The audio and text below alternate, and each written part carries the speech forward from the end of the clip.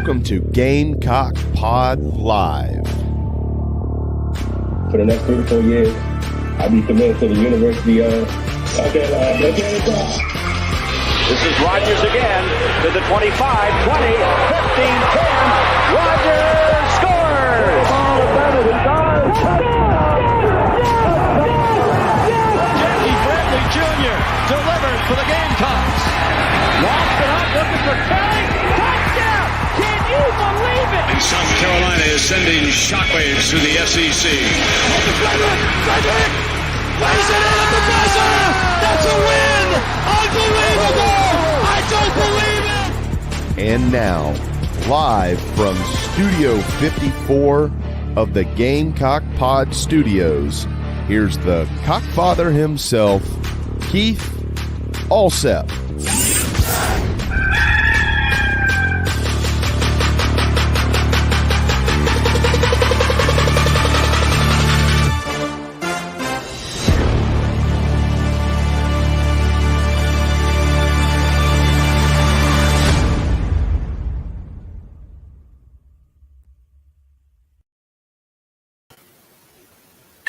All right, everybody, welcome into the May 10th edition of Gamecock Pod Live, episode number 1218, where we took a vacation day yesterday after my wedding anniversary. And so let's jump right in with our Nana's Porch news, notes, and headlines, brought to you by Nana's Porch. Nana's Porch is a full service catering company brought to you and servicing the greater Charlotte area, whether it is a corporate event, a barbecue, a wedding, a banquet. Nana's Porch has got you covered. Maybe you're having a corporate event or having an end of the year party for your Little League baseball team. You want to invite some food trucks out. Nana's Porch voted top 3 by the local newspaper poll for food trailers in the Charlotte area, and their pimento cheese voted number 1 in the meat and cheese category by the North Carolina Specialty Foods Association. I encourage you to go and support this Gamecock-owned and operated business. Look them up. Go to nanasporch.com, NANASPORCH.com.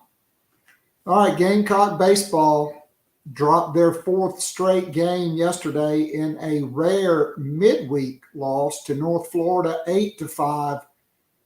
Gamecocks went up 1-0 in the first inning. North Florida made it 5-1 in the top of the third. The Gamecocks scored 3 in the bottom of the 4th to cut it to 5-4. But then in the 5th inning, North Florida made it 7-4. Gamecocks made it 7-5. North Florida got another run in the 8th, and the Gamecocks fall, losing their 4th straight game prior to hitting the road this weekend for Arkansas. Gamecocks dropped to number 6 in the polls and number 3 in the RPI. All right, SEC win totals, over and unders, are out. According to some sports books, Gamecocks currently pegged at 6.5. Of course, the last 2 years, the Gamecocks, if you bet the over, you've come out smelling like a rose. Barring injuries, I think I would definitely bet the over again this season. All right, some Gamecock football notes. CBS Sports, I'm not sure how relevant this is, They put the Gamecocks at number 20 in their post-spring top 25, but it was done by Dennis Dodds, who is the same moron that when South Carolina hired Shane Beamer, said Beamer had 0 Power 5 recruiting experience, despite the fact that he was assistant head coach at Oklahoma and recruited a Heisman Trophy winner.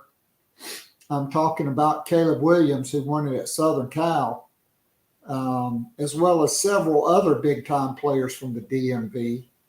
Prior to that, he was on Kirby Smart's staff at Georgia and recruited some good dudes for them. And then going back to the beginning of Beamer's coaching career, he started at Mississippi State, South Carolina, and then Virginia Tech with his dad.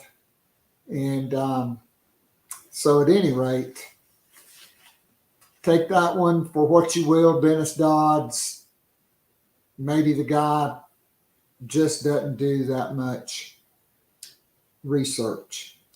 All right, over the weekend, Nicholas Harbor won a big-time national event in the 100 meters, running 10.28 and nipping his closest competitor at the wire, who ran 10.29, 1/100th of a second in that race. Gamecock football target for the 2024 class, running back Daniel Hill from Meridian, Mississippi.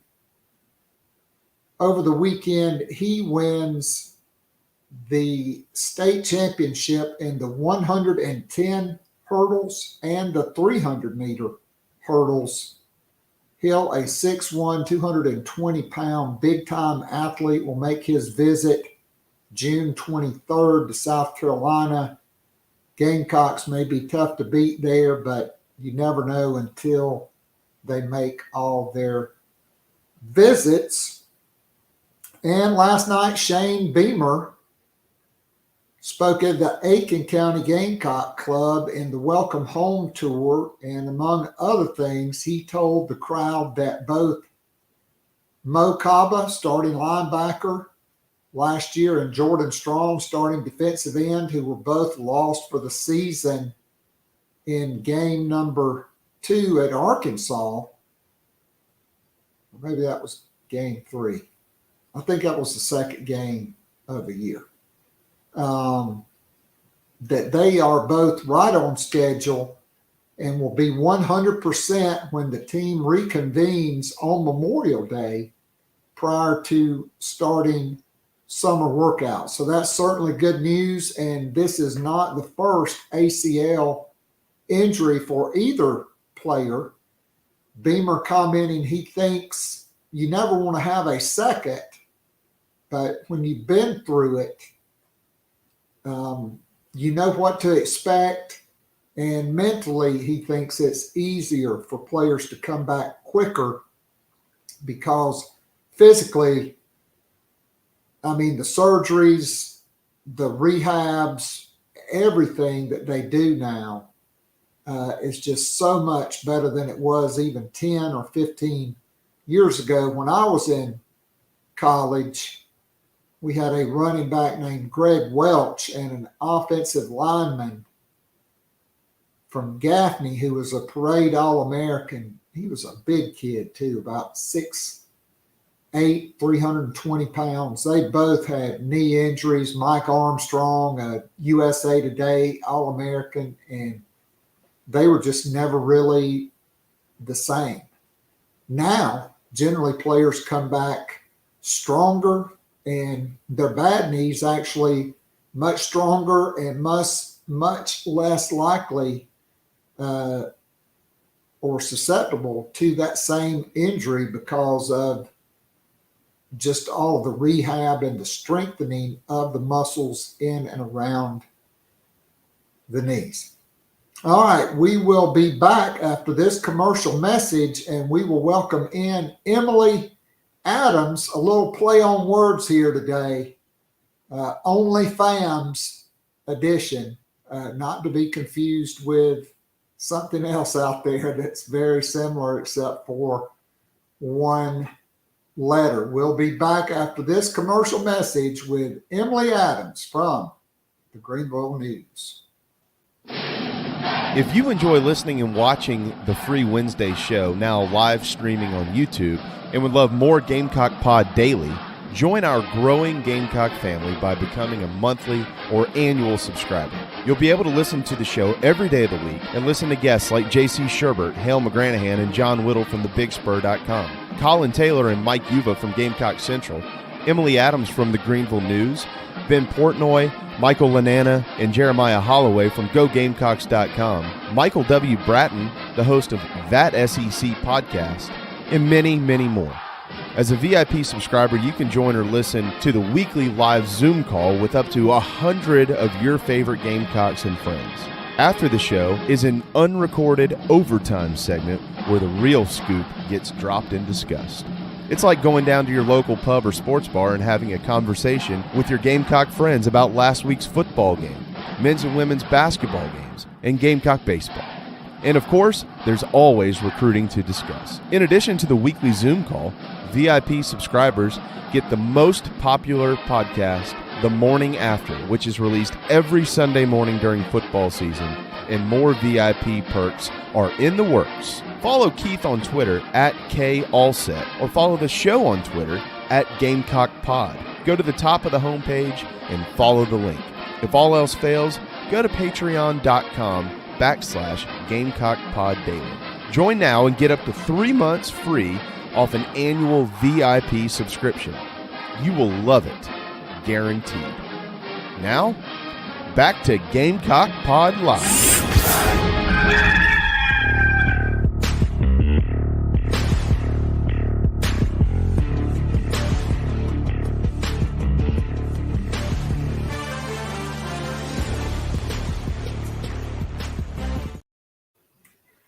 All right, welcome back into Gamecock Pod Live, and let's spruce up this thing and bring in one of our favorite guests, Emily Adams from the Greenville News, resident Philly native and fan, and hats off to my favorite coach, Doc Rivers, and the Sixers, who quite frankly should be home for the holidays or the summer by now, but because my Boston Celtics have the worst coach in the NBA, Philly now leads 3-2 after just blowing out the Celtics last night, who looked like they gave up after blowing Game 4 in Philly, which should have given them a 3-1 lead. And so the Eagles march on.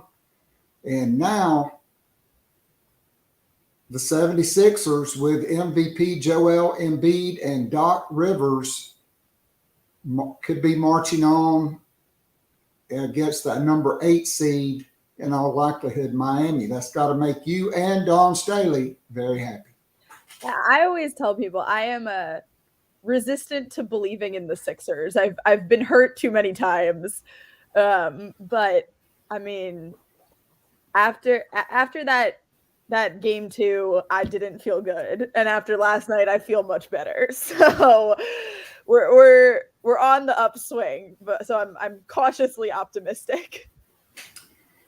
Well, you ought to be extremely optimistic, because you've got on the other sideline Clueless Joe, is what I call him, not Shoeless Joe, as in Shoeless Joe Jackson, but Clueless Joe Mazzulla, who doesn't understand you have to call a timeout and set up a play at the end of the game and not let your star player wait until there's 1 second to go on the clock before he passes the ball. Yeah, that was an interesting choice that was made. not necessarily what I would have done, but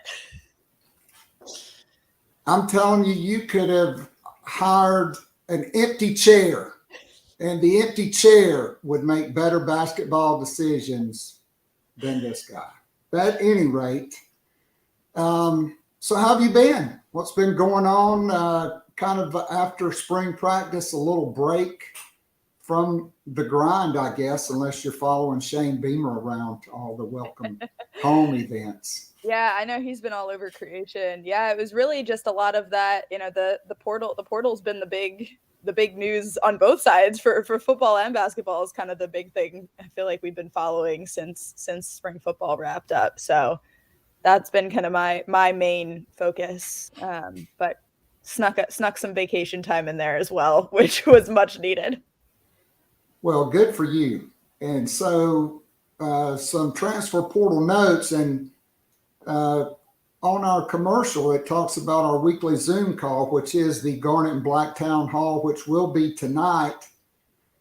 And Emily, quite frankly, I was expecting at least one or two welcome homes by now from the transfer portal.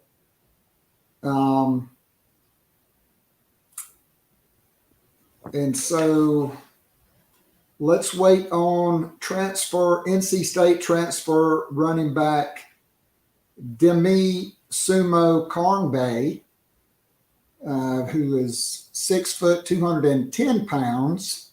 He visited South Carolina last week, then went to the Wild Wild West, which is now in Boulder, Colorado, where Deion Sanders is trying to sign like 70 transfers. I don't know how that's going to work out. I've read a lot of interesting comments, and I just think it's it's a disaster waiting to happen. Yeah, it feels like right now, even when you just kind of look through like the list of players in the portal, there's more Colorado than there is everybody else combined right now. So, good for everybody else because the portal would be pretty thin in this spring period otherwise, but not so great for whatever's going on in Boulder. Deion keeps giving quotes saying he's not worried about it, but if I'm an athletic director of that program, I'm not feeling great about the trend of how things are going right now. I agree.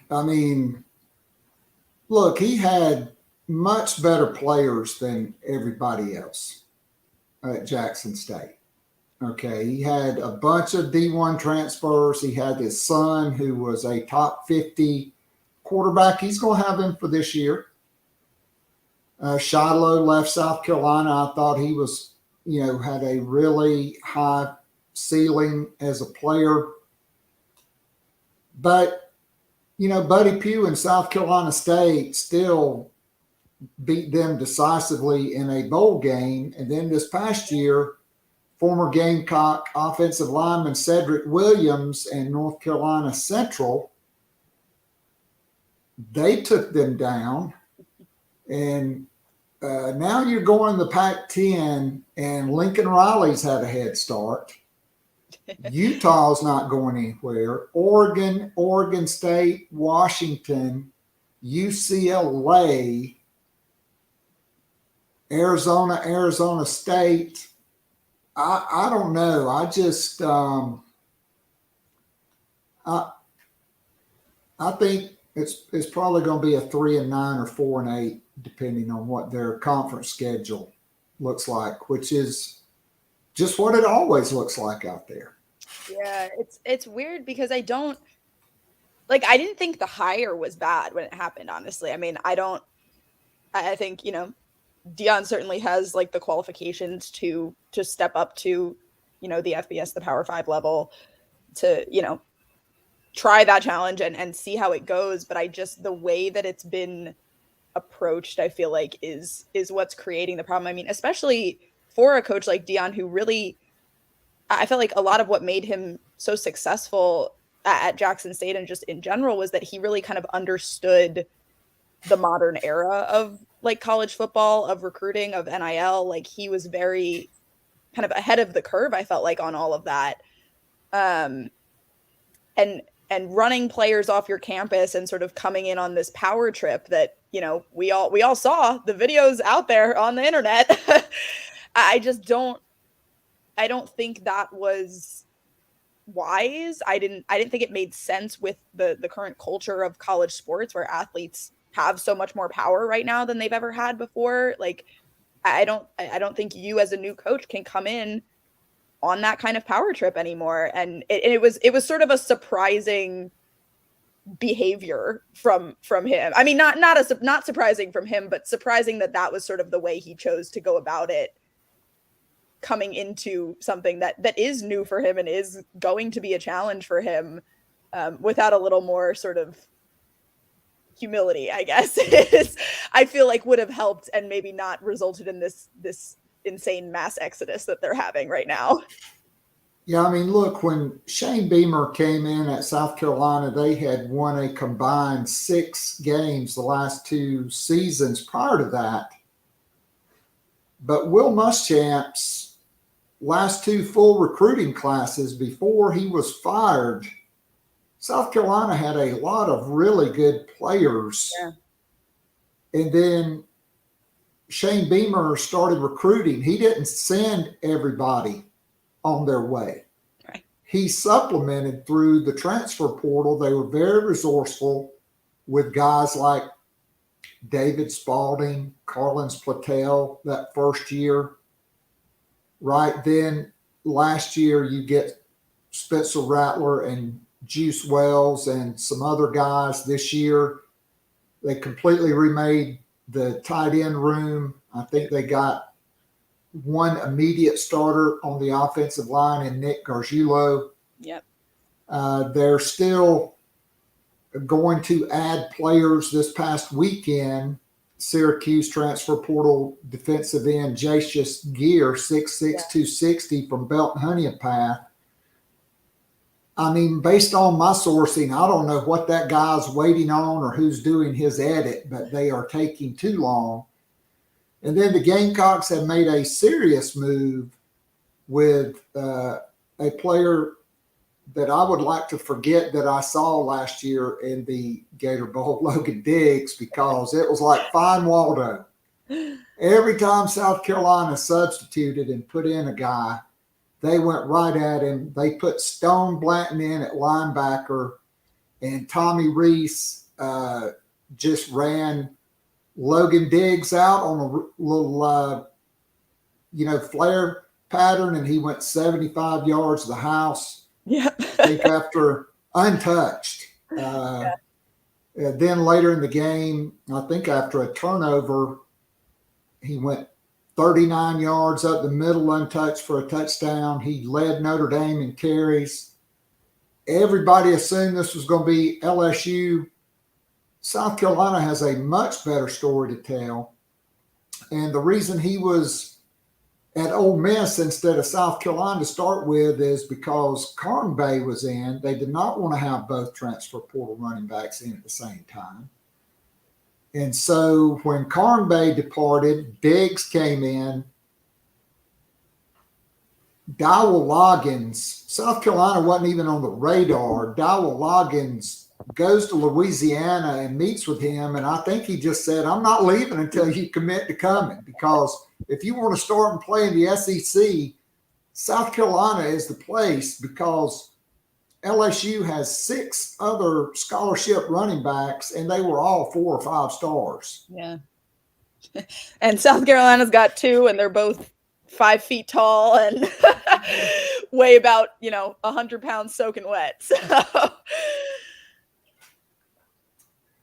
Yeah, I mean, look, Juju McDowell is not an every down back. Mario Anderson is a Division II transfer.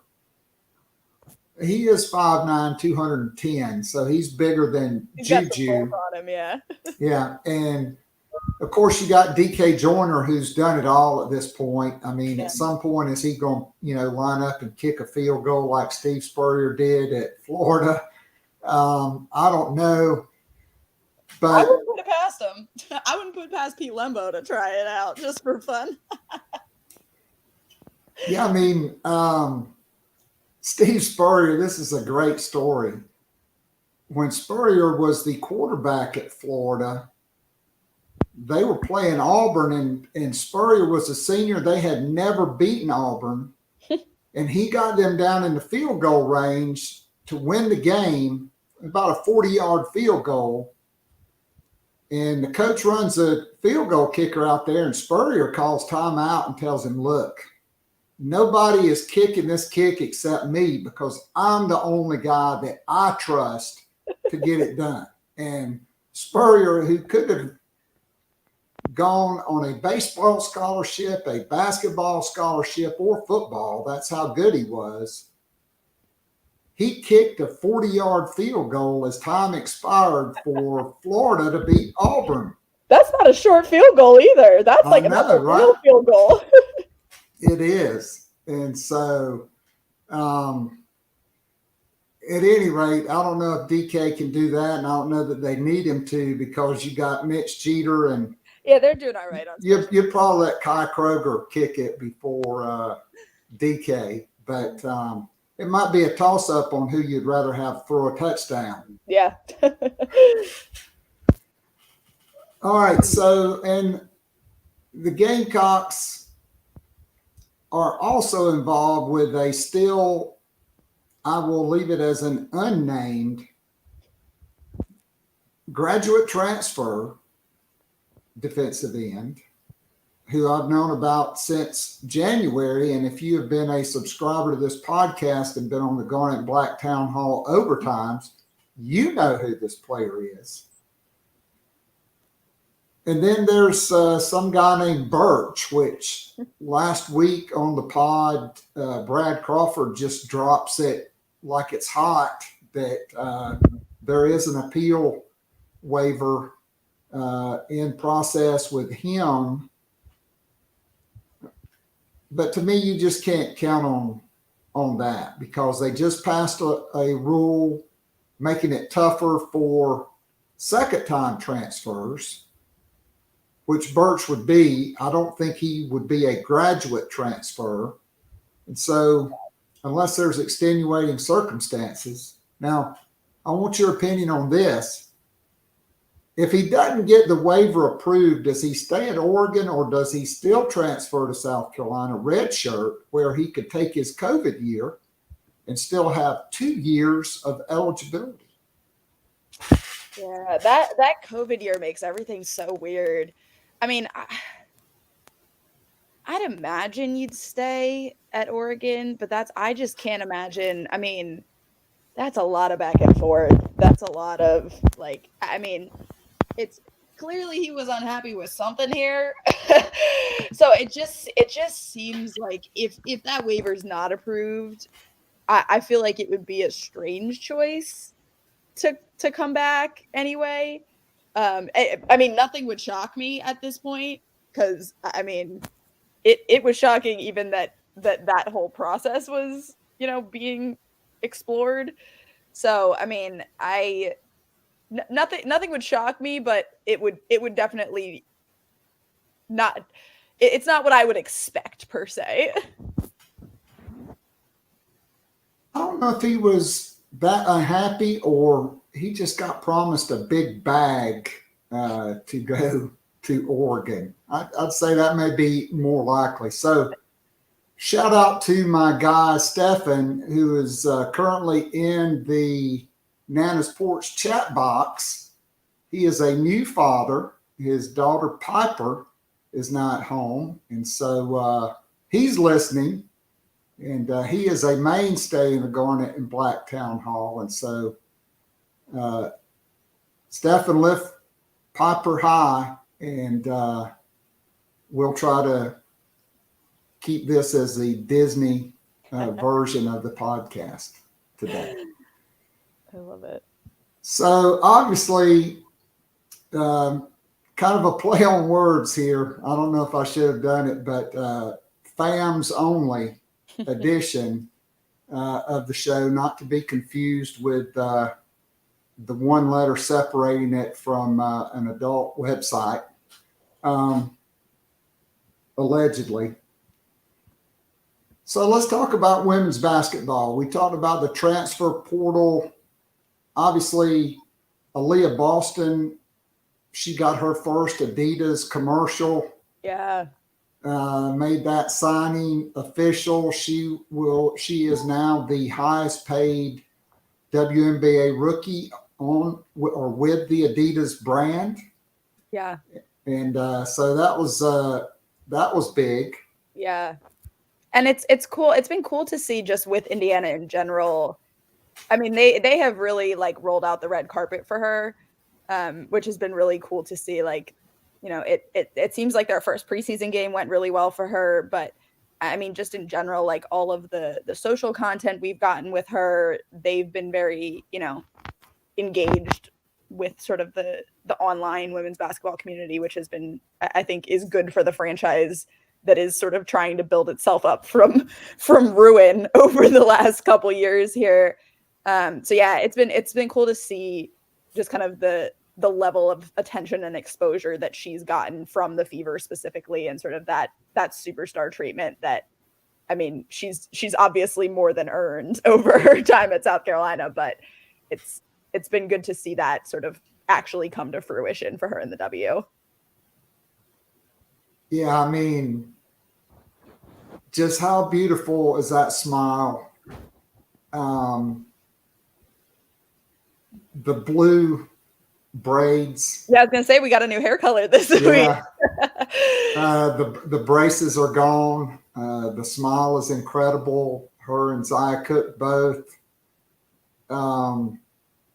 And so we're going to kind of reset the roster here today. So Gamecocks lose the freshies who were 131-9 during their 4 years at South Carolina. 5 of those losses coming in the 2021 season, which was still pandemic-y. The NCAA tournament was held in San Antonio, and essentially you had to be a family member or a VIP to even be in the building. Yeah. Until the Final Four. Then they moved the media down on the floor, and there were fans there. Of course, that Gamecocks lost a heartbreaker to Stanford that day. So out, let's go with the out first. Obviously, out Aaliyah Boston, who will be an icon. Zia Cook, Bree Beal. All right, you lose them. You also lose Victoria Saxton, Kara Fletcher. Like she's doing quite well in Fever training camp from what I've seen and heard, which is interesting. She was kind of my big question mark of that group in terms of actually making a roster. But I mean, they seem excited about her so far, which bodes well early on, at least. So the college game and the pro game is so different because of the defensive 3 seconds. You can't just stand in the lane with 3 people or 4 or 5 at times, like South Carolina faced, both with Asia Wilson and with Aaliyah Boston. By the way, who has back-to-back generational post players like that? I know my guy, Coach Don Meyer at Lipscomb in the late 80s and 90s, had back-to-back college basketball.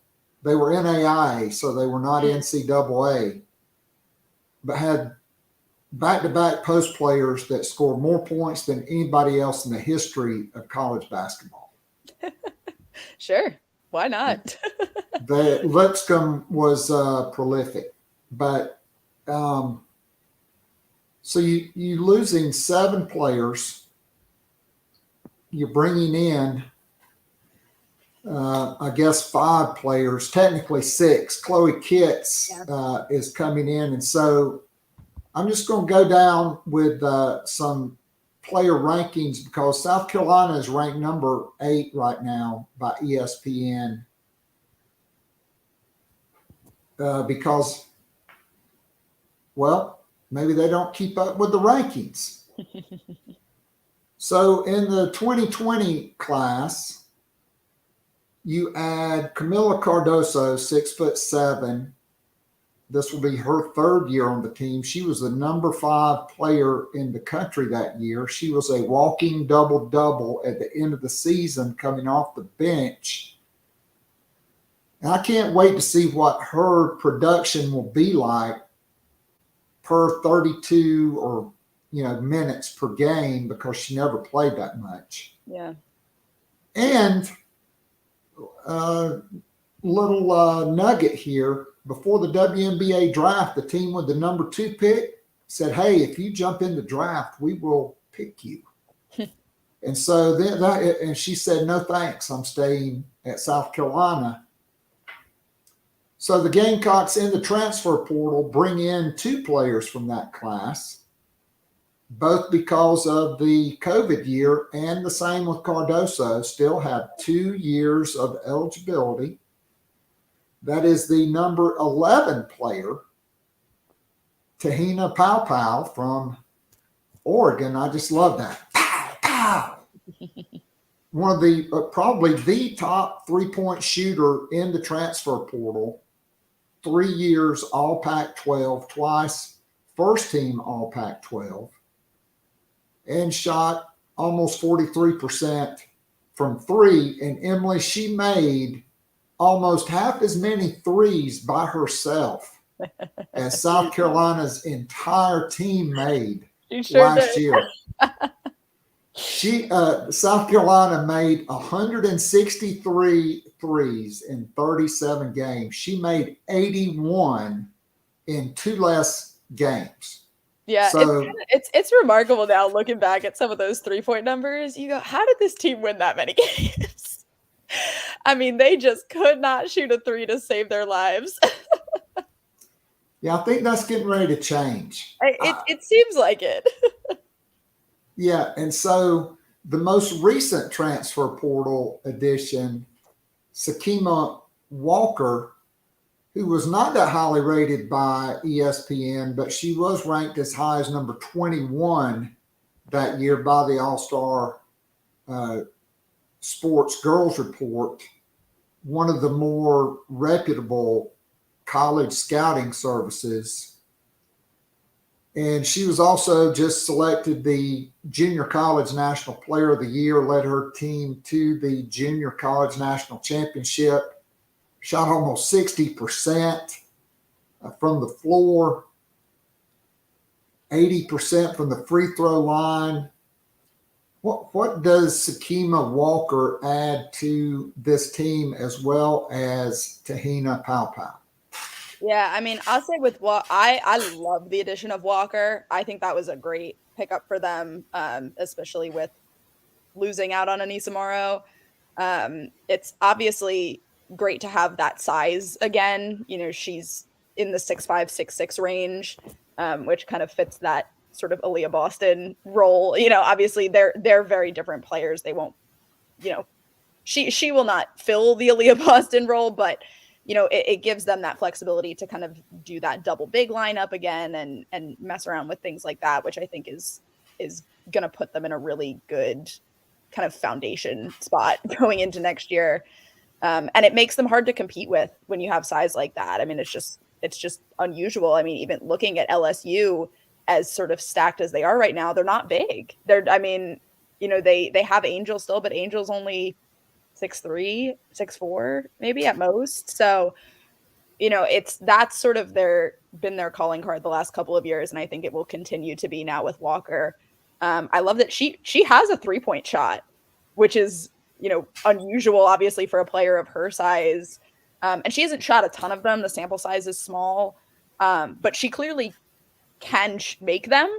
Is capable of when she gets a good shot, she's going to take it, and it's probably going to go in based on her numbers last year. So I think that's a really big deal, especially in terms of, being able to play some of that high-low post with Camilla, being able to stretch the floor out there and counter some of those issues we saw in the Iowa game. I really like her skill set. I think she's really interesting. And I mean, that program down at Northwest Florida State, they produce a fair amount of Division I and Power 5 transfers. They had last year Poa, who's at LSU now, is a Northwest Florida alum. Is a player at Illinois right now who's a Northwest Florida alum. I mean, they're all over the place. So that's a really strong junior college program to be coming out of.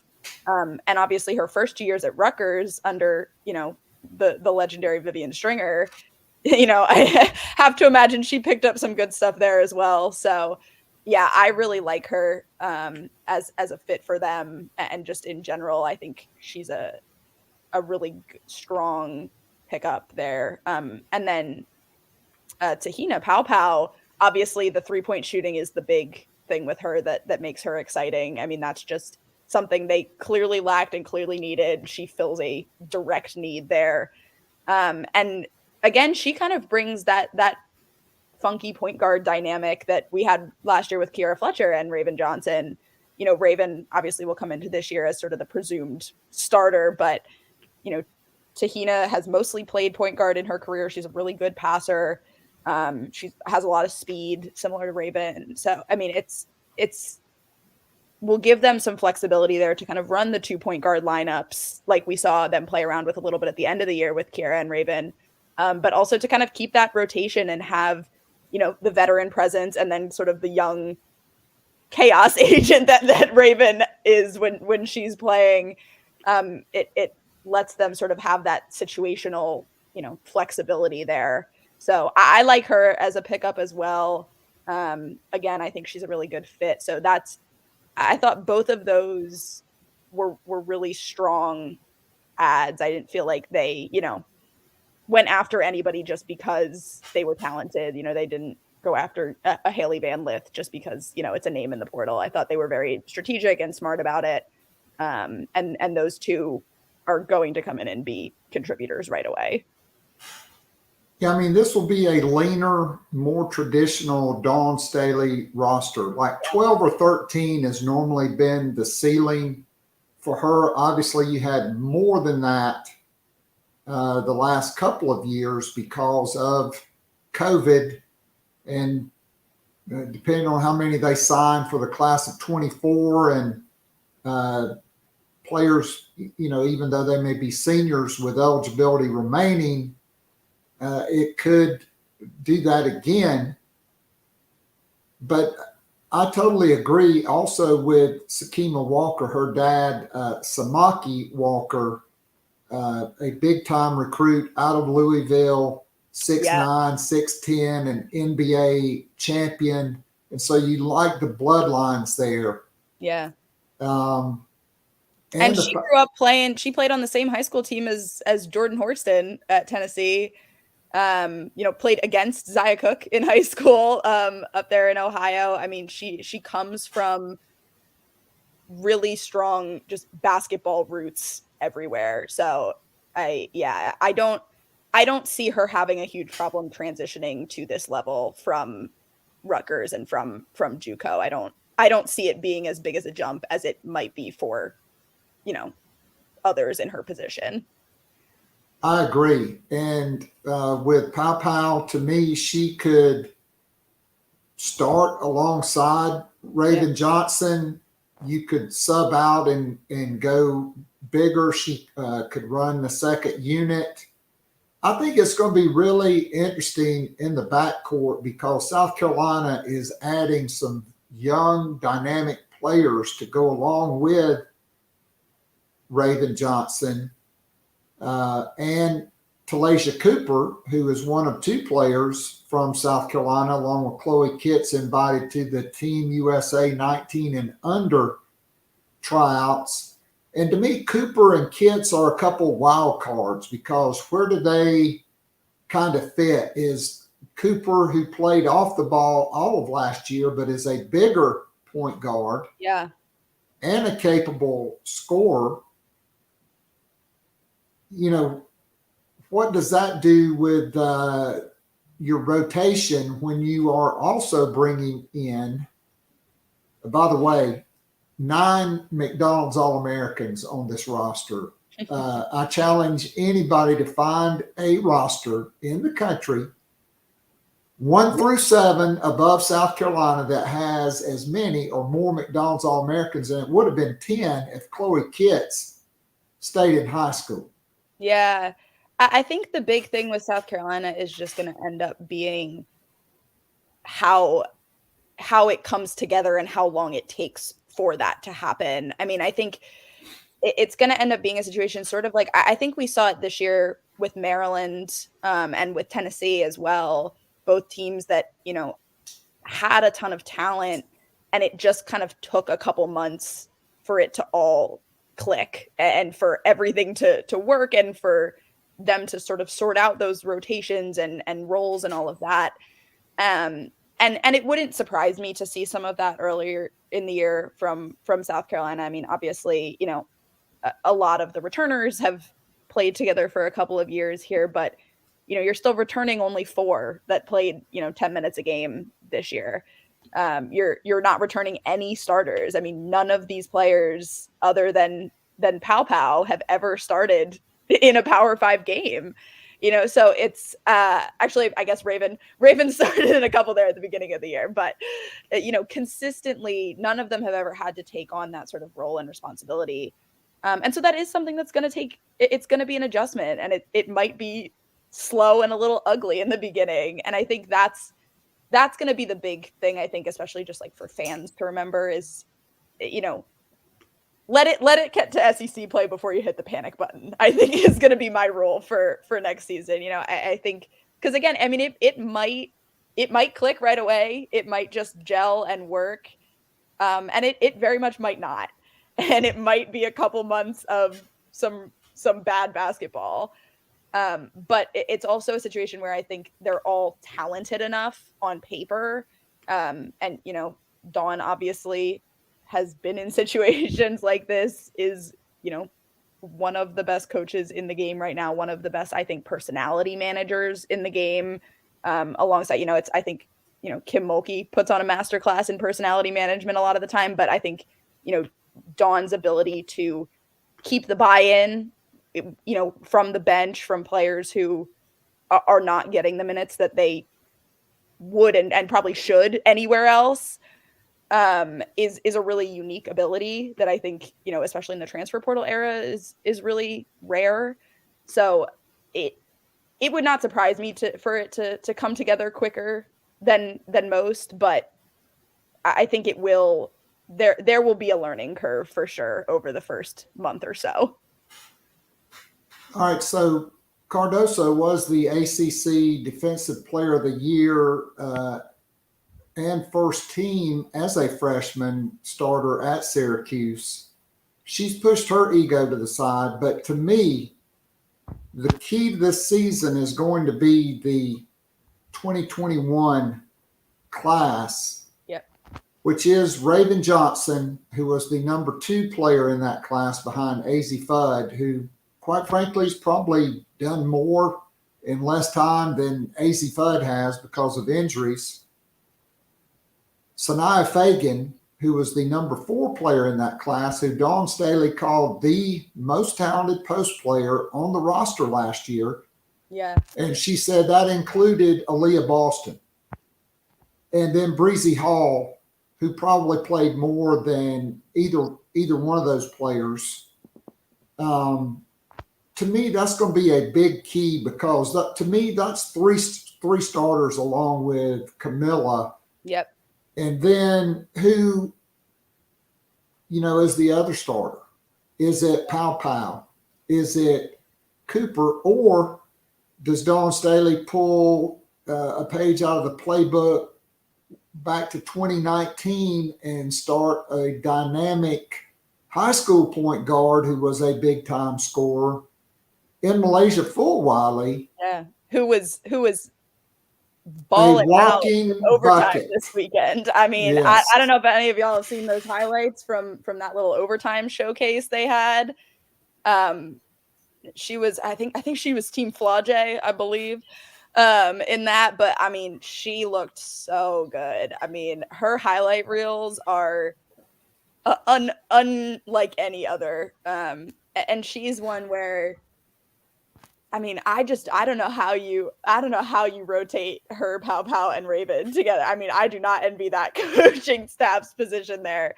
But it gives you so many options. I think it gives you, so many opportunities to kind of play with matchups and things like that. Which is so much, what they did this year with, I mean, I always say, I think Dawn would put 5 point guards on the floor if she could. She loves to have, players with that, on ball ability, and to use them off ball. I mean, Zia Cook could have been a true point guard and wasn't, but, had that ability. LA had point guard ability, even though she was, a forward on the roster. So, I mean, I think if there is a coach that can navigate having, 3 point guards, all of whom would start for a different team, I think it is Dawn Staley. But yeah, that rotation especially, I think is kind of one of my big questions for just what that's going to look like next year. So that's 120 minutes for 3 players. Yeah. Okay. So I think you can manage that. I'm interested to see because even Paige Beckers on her podcast said Malaysia Fulwiley is the most dynamic offensive player in the country. I don't think Dawn Staley has ever had a guard that was just a walking bucket from Steph Curry range, mid-range, or one of her Harlem Globetrotter-like drives to the basket. She's just dynamic. Yeah. I mean, you may, I don't know how you're going to do it. Maybe Pow Pow does run the second unit, or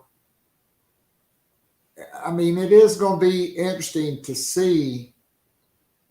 But to me, Tessa Johnson, very underrated. If she had not had an injury, she broke her femur her junior year. Which is not a small injury either.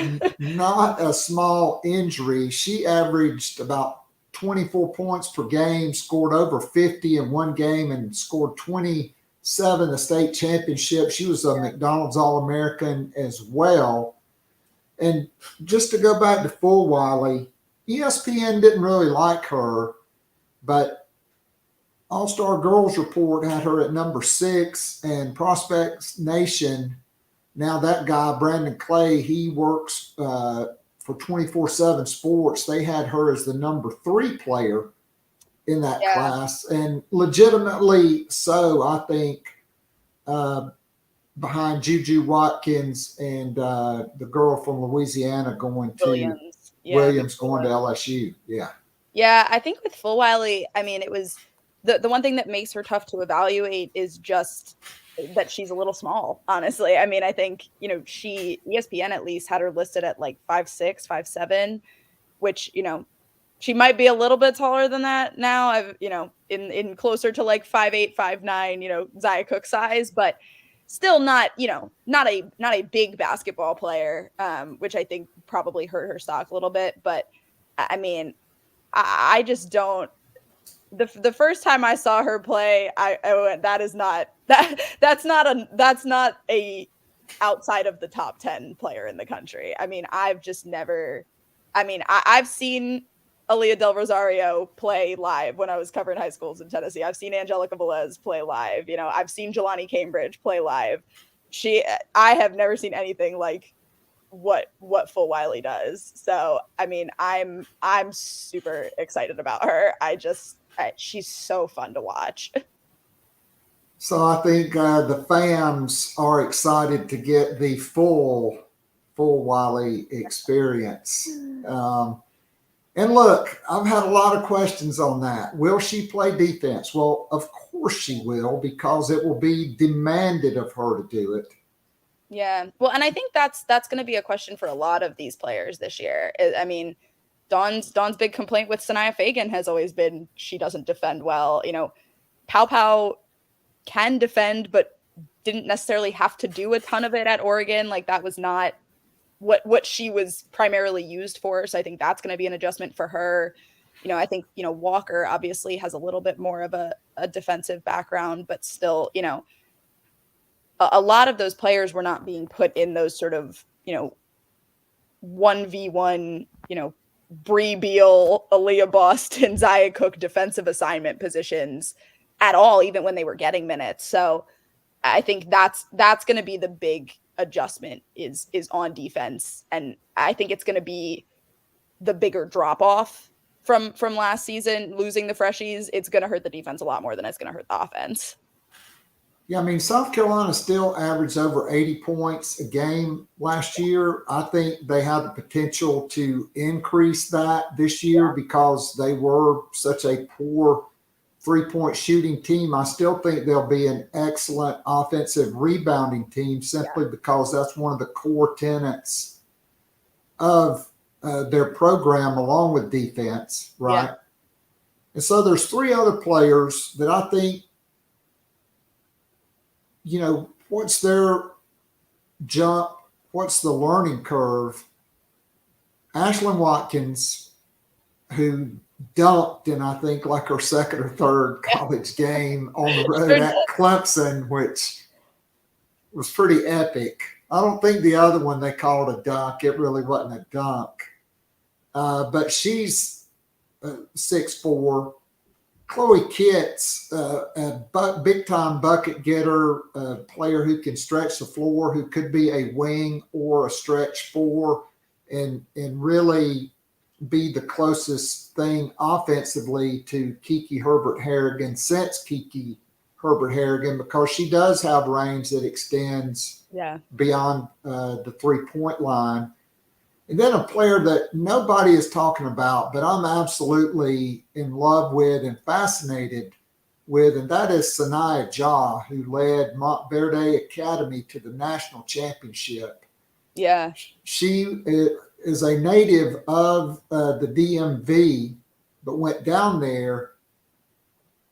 She is a 6'2" physical defender, ball handler, shot blocker, can handle the ball and go off the bounce and score with either hand, can shoot the three and the mid-range. And going into this season, a lot of scouting services thought she was a lock to be a McDonald's All-American. I think these, three players, can they – I mean, I certainly think Watkins will be in the rotation, but I think Ja and Kitts could kind of be battling for a spot as a 3 or a 4 behind Breezy Hall, who I think will definitely take the mantle from Bree Beal and be, in my opinion, an upgrade, because I think she will be just as good, if not better, defensively. I don't know what happened to Beal at the end of the season, but not the stopper that she had been, but also much more diverse and consistent in the offensive game. And I think a more dynamic athlete, a quicker twitch, more explosive type player. Yeah, I love Breezy Hall. I'm ready for a Breezy Hall breakout year next year. I think she's, just poised to have one. It is this is her year, I think, to kind of make that statement that, this is her team now. And I think, her 3-point shot just kind of got better as the season went along, and she was one of the only ones hitting them with any sort of consistency, towards the end there. I love her as a defender. She is so wily and sort of tough to get past.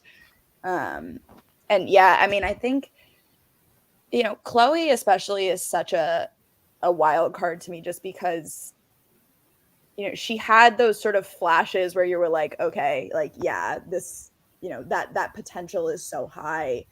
But I think, doing what she did last year is really, really hard especially like mentally, I think I think her confidence was a big problem for her during SEC play. Not getting minutes, I think, is tough on the confidence when you're that young and have never been in a situation where you're not, the star before. To come onto a team that was that deep in the middle of the year, it's so hard. And so I think it will definitely help her in some ways. I think in that she will have sort of gotten those jitters out of the way and has that experience and knows the system and knows the playbook and all of that. And also, having gotten the opportunity to learn from, the Aaliyah Bostons and the Bree Beals and the Zaya Cooks and, that whole class, I think were such great mentors to a lot of these younger players. And I think it's really good for Chloe that she got that experience.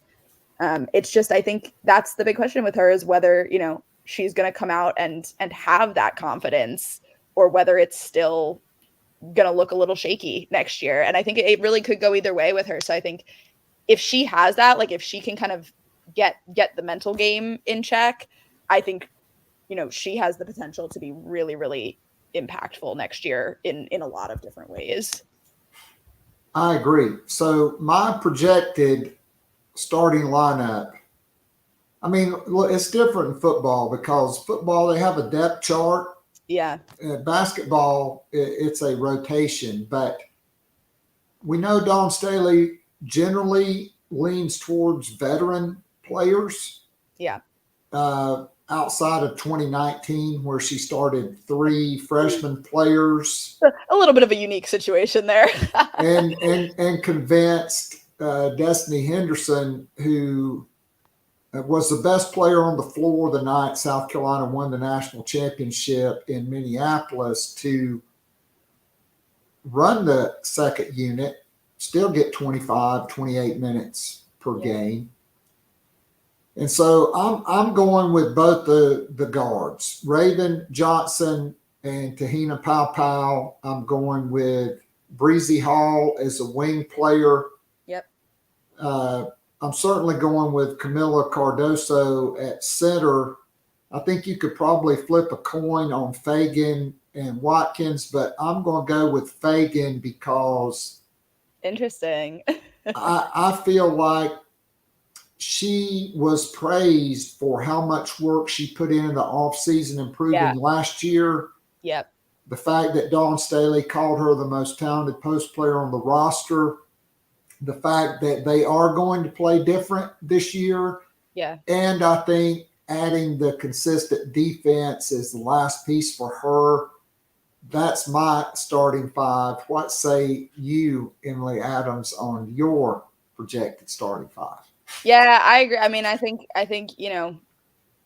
Breezy, Raven, Camilla's hard because I think, obviously Camilla is the best returner, in numbers wise, Camilla obviously sort of should be the starter, but part of me wonders whether they like having her as that sort of punch off the bench and might just kind of, pop someone in that starting lineup, pop a Sakima Walker into that starting lineup and use Camilla more minutes wise, but rotate her in still. It wouldn't shock me. I'm not putting money on it, but it would not surprise me to not see her name in the starting lineup on day one.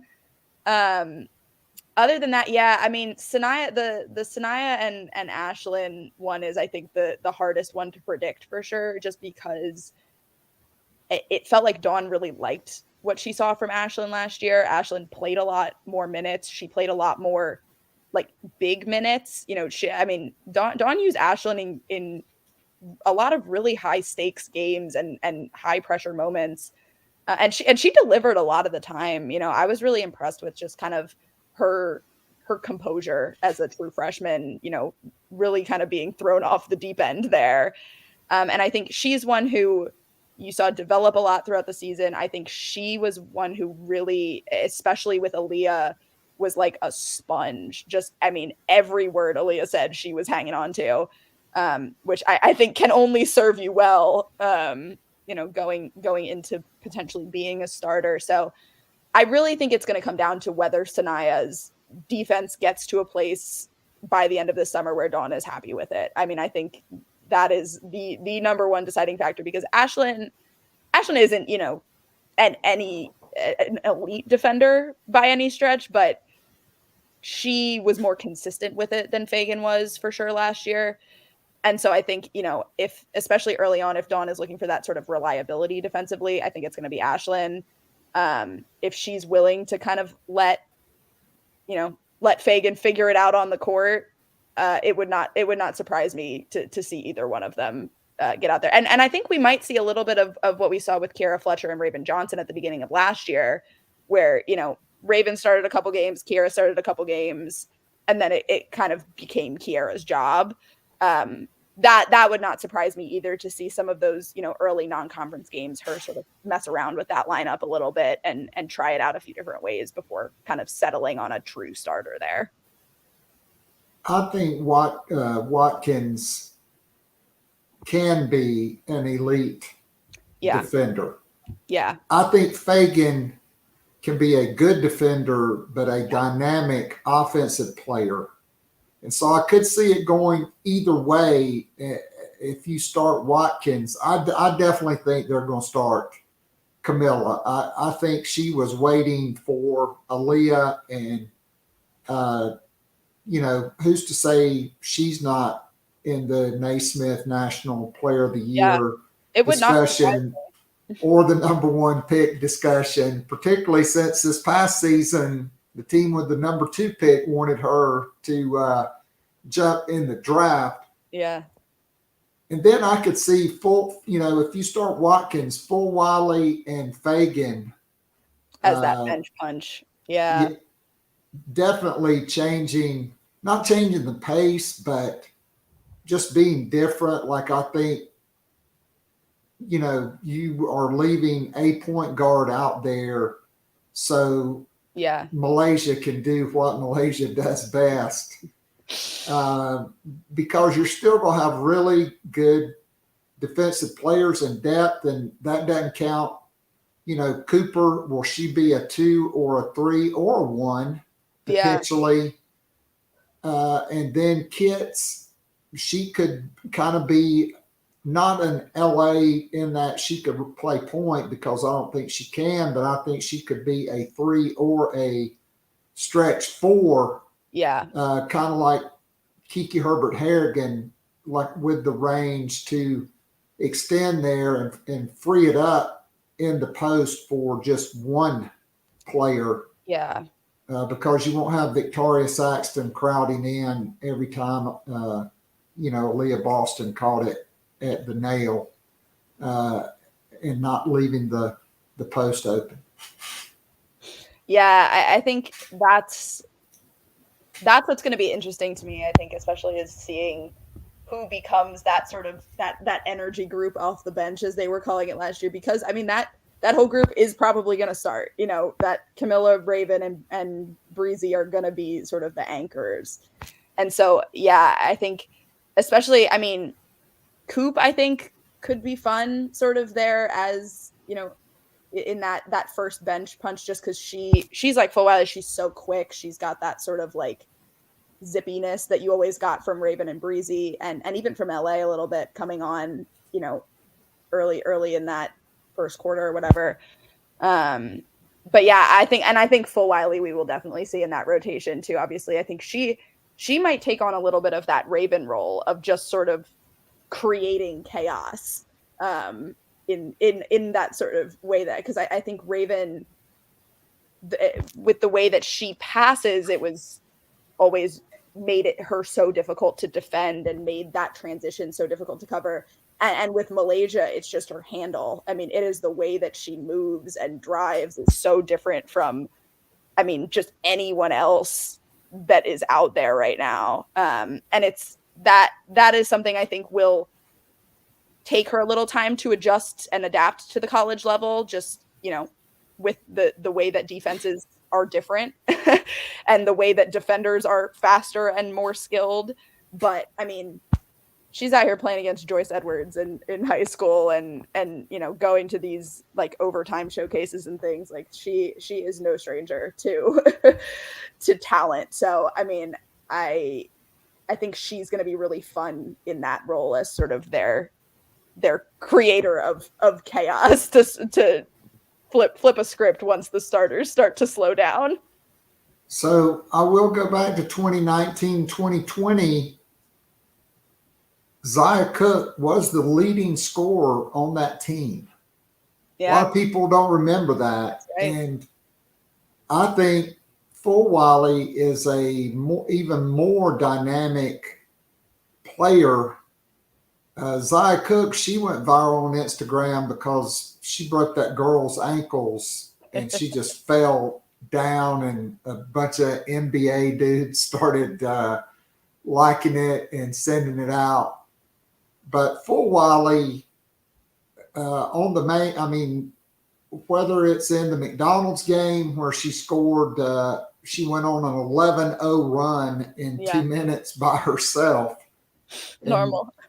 Two of those was a tip in of somebody else's missed shot. Or whether it's at one of these events or the Steph Curry showcase where she was paired with Juju Watkins. I mean, she, in my opinion, is or was the most dynamic high school scorer in the country. Yeah. Do you throw her out there with Raven, Breezy, Camilla, and either Watkins or Fagan in that starting lineup? To me, that's the biggest question mark, is what is Fulwiley's role, because she is so dynamic offensively. I just think she's the most talented perimeter player maybe to ever come in to South Carolina's program, especially in this century, as a dynamic scorer. And she's kind of like Pete Maravich, who probably nobody remembers that's listening to this, but when that dude came over midcourt, he was open, and it was in his range. Yeah. He scored 44 points a game at LSU, and there was no three-point line. Yeah, I mean, it's the Caitlin Clark of it all, really. I mean, that is such a, like, it's like a trump card. I mean, if you have a player who can just shoot and hit from anywhere, it totally changes the way that, teams have to play defense on you. And that's why I expect to see Fulwiley come off the bench more so than I would expect to see her start, because I think what she brings is similar to what Raven did last year, but also sort of similar to what Camilla was off the bench, was just sort of a surprise that threw off the defensive lineup and forced you to change your scheme and the way that you were handling them, just because, throwing a 6'7" player in there suddenly alongside Aaliyah Boston, makes you have to make adjustments on the fly. And I think that's what Malaysia is able to do, is force teams to make adjustments on the fly to the way that she's able to shoot and the way that she drives and the way that she moves. So I feel like that is sort of the ideal, most effective position for her in year one, is to, be able to get adjusted off of the bench and not have that pressure of starting, and to be able to make just as big of an impact, I think, coming off of the bench as she would, in that first lineup. Yeah, so I don't know who in all South Carolina is going to play in the non-conference, but there are two games that will probably be Monday night, Big Monday on ESPN for certain. And that is when South Carolina plays UConn with AZ Fudd and Paige Beckers. Hopefully better knock on some wood there. Those and Aaliyah Edwards. Yeah, if Gino can keep them healthy and not play them, 39 minutes a game, which he will. And then LSU. Everybody is going all in on LSU. And they did win the national championship. All credit to them, although they kind of backed into it. There was nobody in their regional other than Indiana. Indiana got upset. All credit to Kim Mulkey as a great coach. There's no doubt about that. And Angel Reese, who really stepped up. I just don't think Iowa losing Cesano and their other post player. Yep.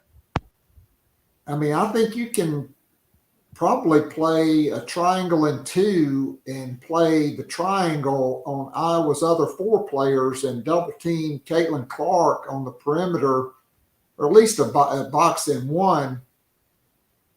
LSU, it's going to be interesting because they are adding Michaela Williams. They are adding Del Rosario. They will have more size. Yeah. And they're adding Haley Van Lith, who is a career 30-point or 30% three-point shooter. And they somehow convinced Anissa Morrow not to even visit South Carolina. Yeah. Although, according to my sources, she contacted South Carolina prior to entering the transfer portal. Wow. But she didn't make the visit. She's a 29% three-point shooter and a 6'1" forward who I'm not going to take anything away from, because I do think South Carolina needed to add an established big-time scorer. Yep. Morrow was that. Yep. But was she a 3? Is she a 3? Is she a 4? Because as a 3, she does shoot it, but not at a very high rate. And the American is not the same as the SEC when it comes to rebounding. And so, look, she's going to LSU. Like we said, they still don't have a lot of size outside of Del Rosario, who. And I'll say, I think Del Rosario is desperately overrated. Not the fleetest of foot. No, like she's I have not been impressed with her Yeah. in what I've seen. I'm much higher on her teammate from the web school out in Nashville, Velez, who's a point guard. I think she's phenomenal. But yeah, I mean, it would not surprise me to not see Del Rosario live up to the hype. Yeah, I mean, I think that's why you kind of saw South Carolina. Well, okay, go ahead. Look, I hope she's in the game with Camila Cardoso, because we know how Raven Johnson loves to throw the ball ahead to Camila, who most certainly will be watching more this year. Yeah. That's a layup or a dunk, whatever she wants on that, because Del Rosario not very, fast. Yeah. Kind of like Big T from Mississippi State. Yeah. Yeah, it's just the athleticism. Like, I mean, and that was what was always so unique about Aaliyah, was Aaliyah had such high level, footwork and agility for a player of her size and like build. I mean, she was so strong physically, and you don't see players built like that who are able to kind of move their feet and 1v1 defend sort of out on the perimeter the way that Aaliyah was. And so that, I think, is, I mean, I think that's something Walker might have a little bit of, obviously not quite at the same level as an Aaliyah Boston, but, from what I've heard from, her former coaches and things that I've talked to, it seems like she has, some of that athleticism and that, ability to defend on the perimeter. But yeah, I mean, losing Morrow was tough, just because, again, like, I think it would have helped them, like you said, to have a star, to have a bona fide scoring star. Because they don't necessarily have that coming back right now. They don't have like a, anywhere on the floor type of shooter that's proven the way that Morrow is. And I think it's tough that she didn't take the visit. I think that is, I mean, obviously, you know, I don't know what LSU said or offered specifically, but it must have been good. But I mean, I think that is a loss. I mean, it's a tough, you know, look for them not even to be able to get her on campus. And again, not that I think that that's anything South Carolina did wrong, but getting beat out like that is tough to not even, you know, really get to make your case necessarily. I mean, that LSU team is so interesting to me because they're either going to be unbeatable or they're going to really flame out like a couple months in. And I really feel like it could easily go either of those ways. Like I don't have a strong sense of which it's going to be. But like Morrow going to LSU just didn't make sense to me basketball wise. Which is why it was a little bit of a surprise that she ended up not taking that visit, just because like she's at best the third best player on that team, right? I mean, behind Angel, behind Van Lith. I mean, potentially depending on what Flau'jae is able to do over the summer, you know, she looked really great at times and really at times. So I mean, she's one who could go either way, but I mean, for Morrow adjusting up to the Power 5 level, adjusting to SEC competition, like she is not going to be their go-to. And that is what she has had at DePaul for the last 2 years. Like she has been the center of everything there. And so I think that's going to be a hard adjustment too. I mean, it's going to be some of that, what Chloe Kitts went through, I think, of just, you know, grappling with the confidence and grappling with sort of the mental side of things. Which again, if she can do it and put it together quick, and if they are all willing to sort of take on some of that, like selflessness, I guess is the right word. I mean, they're going to be amazing. I don't know how well or how quickly that's going to come together for them. Yeah, I mean, look, Destiny Henderson was a senior. Van Lith was a sophomore when South Carolina held her to one field goal attempt in the first half of the national semifinals. Not about that. You know, now she will be a senior, right? Yeah. So I certainly think South Carolina and LSU, or really LSU, is going to get all the talk because they are the national champion. Kim Mulkey now, that's her fourth national championship. She did it in her second year.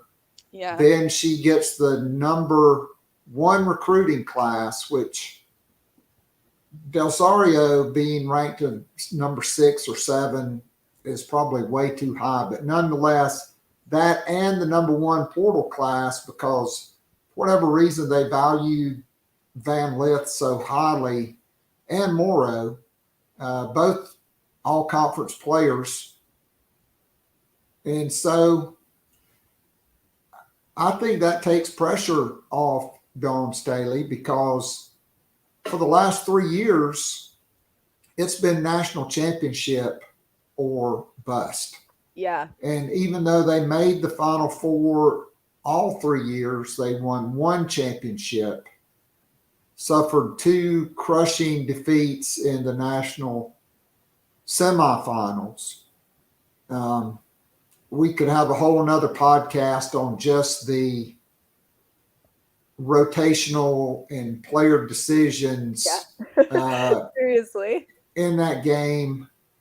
But we won't. We'll get ready to wrap it up. But I do like South Carolina. I know I'm a homer, but I follow the sport. I've watched all these players, and I see what potential there is in a Breezy Hall for this year. And like Camila Cardoso, I think, has been waiting to take that mantle. And I think she's ready to take it. Just like when Aaliyah Boston was a freshman, Dawn Staley said, hey, she is not ready this year for us to run everything through her like we could Asia Wilson when she was a junior or senior, but Yeah. she will be, right? And we saw that as a sophomore, as a junior, and as a senior. Camilla, like we said, completely different player, but I think has the potential to be an 18-point, 12 rebound per game player night in and night out. Yeah, I mean, she wasn't far off of that during the tournament. I mean, I don't know them off the top of my head, but I mean, she was hitting about that throughout it. And that's, I mean, that's the hard thing with you lose the production of somebody like Aaliyah, but they have, I think, the pieces to compensate for that in different ways. You know, I think that's the biggest thing is there's really not a talent drop off per se, other than in the loss of Aaliyah. I think obviously like that is the kind of player that just is irreplaceable, and that you aren't gonna see again for a long time. But I think, I mean, like I know ESPN has them at 8 right now starting next year. I think 8 is probably a little low. Like I mean, in like the 5 to 6 range feels fair to me at this point. I mean, you could argue. I mean, they're definitely not outside the top 10 going into the season. That is for certain. They are a top 10 team. I think it's just going to end up being how long it takes them to gel is going to determine kind of where they fall on that spectrum, and how quickly everybody gets up to speed and handles that starter responsibility. I think so much of how next year is going to go for them is mental and is sort of team chemistry centered more than the actual basketball side of things. I mean, I totally agree. You know, the last time South Carolina was not ranked number 1 to enter the season, they were ranked number 10. And we saw how that ended with, you know, 1 loss and being the number 1 overall seed after that season. So it should be an interesting fall. I do think the roster is set. I do not anticipate any more additions to the roster. The portal officially closes tomorrow for women's college basketball. So unless something crazy happens, I don't see any more additions. So Emily, great stuff as always today. Tell us what you're working on and what's coming up. Yeah, at the Greenville News. I've been dabbling in a little bit of baseball here and there. That is obviously not my main beat at all, but you know, they've been doing so well. Had to jump in on a little bit of baseball stuff. But I've talked to a bunch of folks in Sakima Walker's orbit, so we'll have a little story publishing on her tomorrow morning, just with a little introduction for the fams to sort of who she is and the journey that she's been on. So that's been a fun one. And then, we'll have lots of WNBA stuff, hopefully, coming up soon. I'll be in Atlanta on the 28th when Aaliyah Boston makes her semi-homecoming. And I mean, next week will be final roster cuts as well. So we'll kind of get a sense of who's saying he's going. Kiki Harrigan obviously already waived by the Connecticut Sun, unfortunately, despite the really great year she had internationally. So hopefully she will end up picked up by somebody at some point. But there's lots to watch on the basketball front over the next week or two, with all the preseason games going on and stuff, kind of getting a look at the girls in their pro debuts, which is really exciting. I got to admit, I can't wait for that Indiana Las Vegas matchup with Aaliyah and Asia Wilson. Dawn Staley's got to have that one circled on the calendar, I'm sure. Yeah, I think she'll be courtside for both of those games. If it's I don't know how many times they play, but certainly home and home. Yeah. And let's face it, who doesn't like going to Las Vegas? So especially when Asia Wilson and her family are there. And Candace Parker now too will be on the floor, which is, I mean, I'm not passing up a chance to see Candace play. Yeah, I think that was the kind of the trump card move by Vegas. Yeah. And that's a player Asia idolized. Yeah. And when South Carolina made the West Coast trip when she was there, they hung out with Candace Parker, and Candace got Asia's crush, Blake Griffin, to meet with them. So that was quite the trip. But Emily, thank you so much, as always, for being so generous with your time and great insights and analysis as always. And we'll look forward to reading those articles coming up in the Greenville News. Absolutely. Thanks, Keith. Pleasure as always. All right. All right. That is Emily Adams from the Greenville News. So until tonight, when we have the Garnet and Black Town Hall at 7 o'clock, if you are not a patron, certainly you know how if you were watching at the beginning. But if all else fails, just Google Gamecock Pod Daily on Patreon, and you can sign up and be privy to all the scoop that may be dropped in tonight's overtime.